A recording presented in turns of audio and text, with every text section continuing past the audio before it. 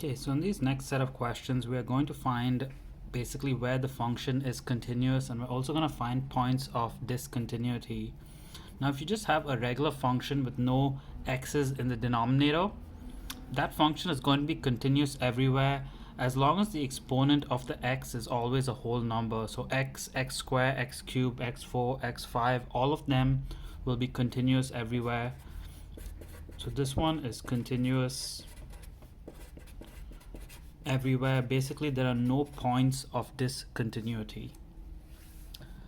Let's look at question number 2 now, which has a denominator. So in order to find where the function is continuous, you always take the denominator and you make it not equal to 0, because basically if the denominator is 0, that's going to create either a whole or an asymptote, and basically that's going to be a point of discontinuity in a function. So if I solve this, it's just x is not equal to -2. So the function is continuous everywhere except for -2. That's my point of discontinuity.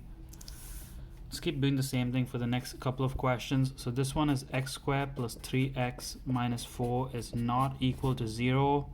I have to factor this. So x plus 4, x minus 1 is not equal to 0. Which means x is not equal to -4 or x is not equal to 1. I have 2 points of discontinuity. The function is continuous everywhere else. Okay, same thing with this one. 4 minus 25x squared is not equal to 0.